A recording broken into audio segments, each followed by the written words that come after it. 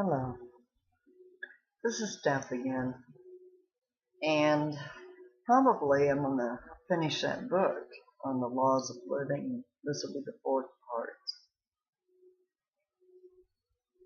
Now, it was written by a lady named Becky McCarley, and it was illustrated by Phil Travers, as I've said before, and it's called Herman's Magical Universe.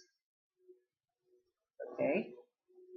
Now, the thing about this is it's really written for children, but truthfully, I don't think a child would really truly understand this. This was one of my books as an assignment for my metaphysics class that I took, about 10 years ago. And at first I thought, what is this, a joke? Until I started truly reading it. And of course I read it in no time flat. And then I had to reread it a few times. Now, we've already gotten through the actual 7 laws, and now it's going to talk about a little more in depth about Herman and his understanding of it. Okay, and I love this picture. It's a picture of a crystal. Sometime I will do a video on the power of crystals, the energy that comes from crystals. It is just remarkable. I can tell you that from my own experience. Anyway, it says here on this page, if you direct a bright beam of sunlight through a prism, and that's this crystal right there, the prism breaks the light.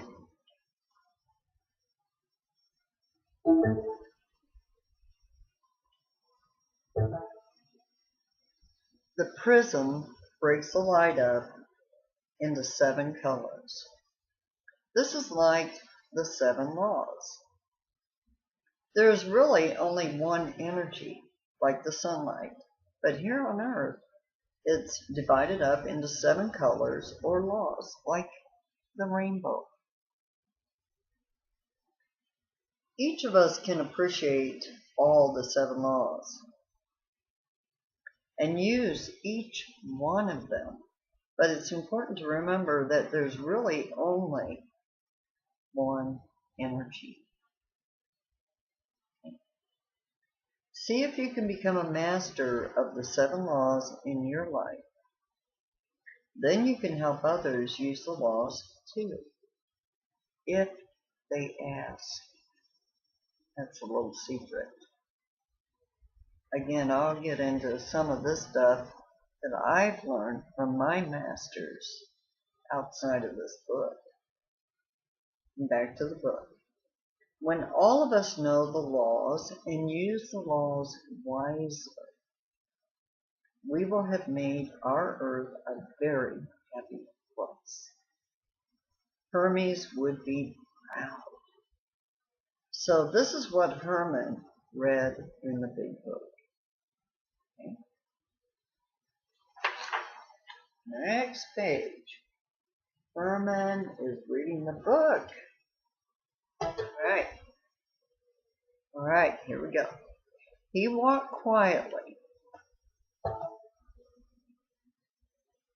My computer is interrupting me, and I apologize for that. He walked quietly over to Diana and thanked her very much for sharing the laws of living with him. Herman, would you like to have this book? Diana asked. This is my own personal copy, and you may keep it for your very own if you'd like. I'm giving it to you. Herman didn't know what to say. He could have his very own laws of living? Yes, yes, Diana, he finally said. Yes, may I please? Certainly, Herman. And she carefully placed the big book in Herman's hands. Herman noticed that there was more in the book that he hadn't read yet. But when he turned the page to the next part, all he saw was the first law.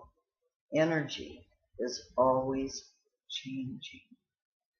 And then he saw there was nothing else on the page.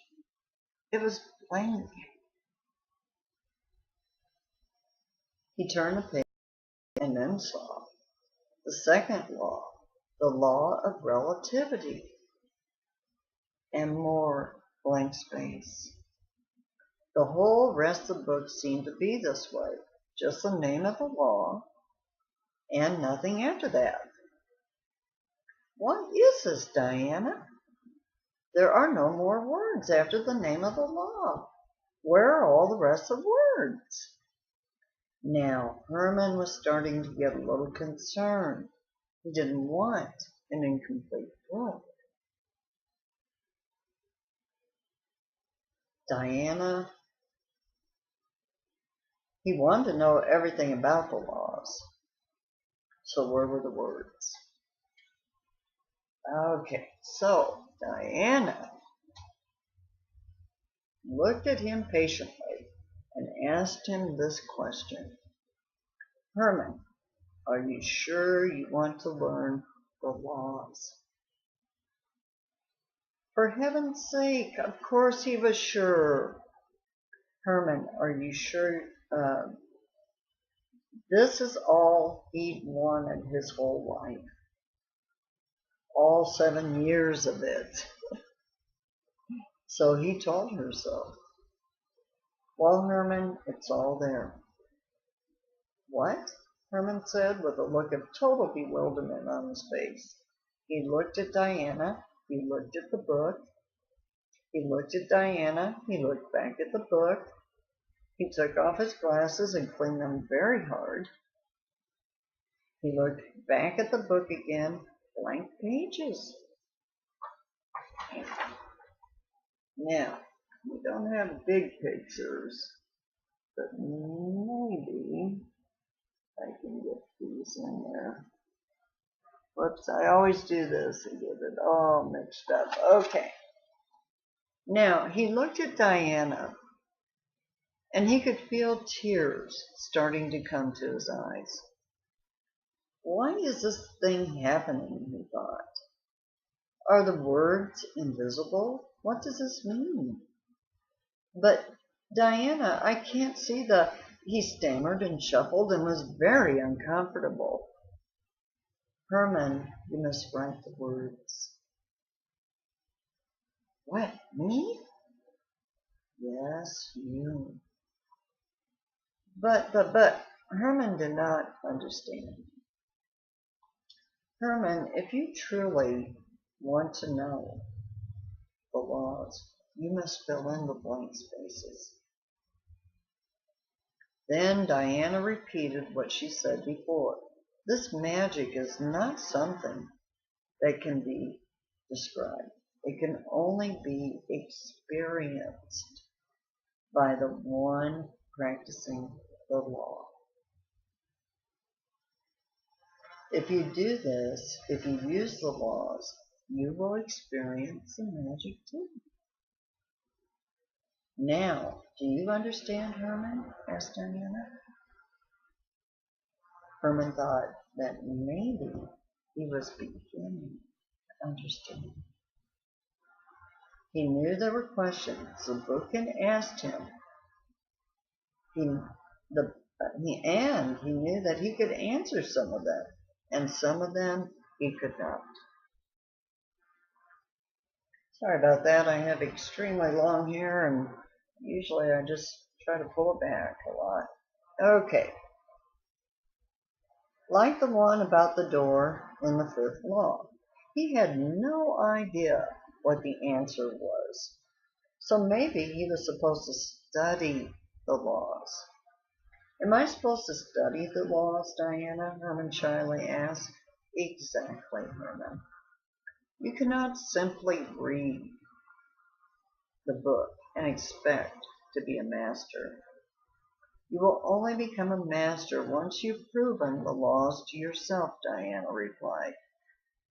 So the blank spaces are for me to write what I learn when I experiment with each law.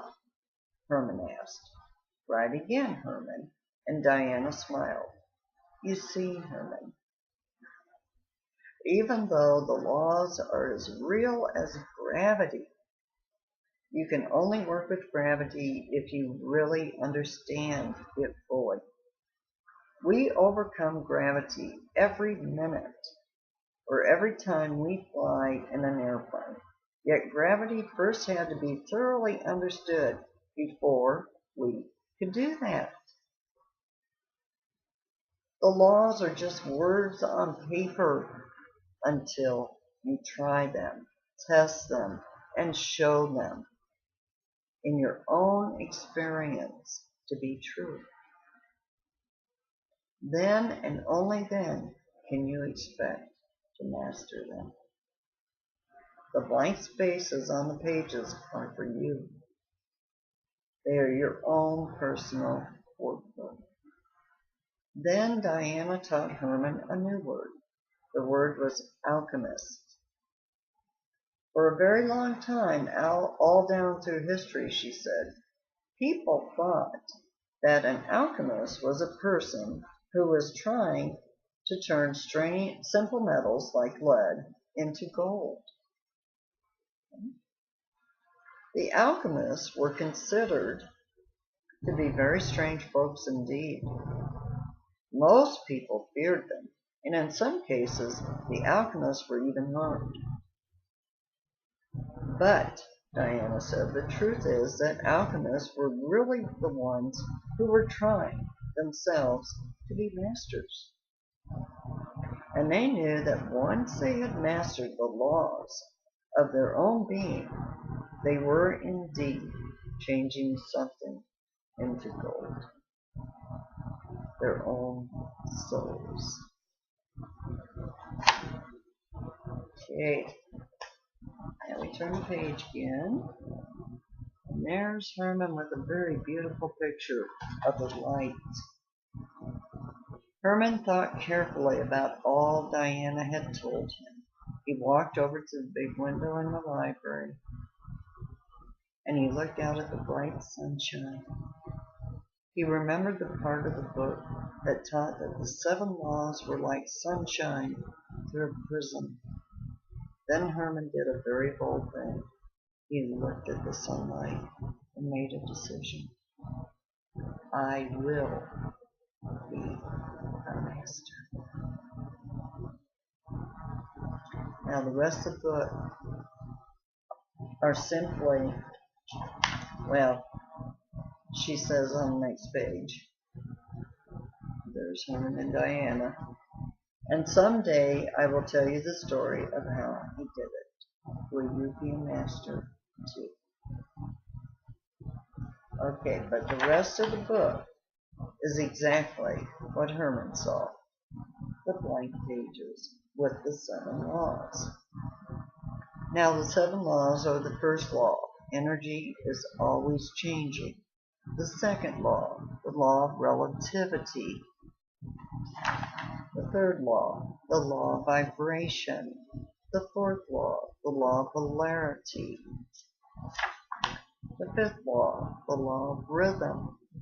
The sixth law, the law of cause and effect. And the 7th law, the law of gender. Now, I was supposed to actually fill my part in too, but I didn't want to do it in my book. I think I did it. I have many notebooks from my studying time in my metaphysics class. And I believe that a lot of my notes are full of that. All I have to do is review them. But I'm getting short on time. As we know, YouTube only allows 15 minutes unless I pay a lot of money. Thank you so much if you have watched this. And I hope that some people do. Thank you.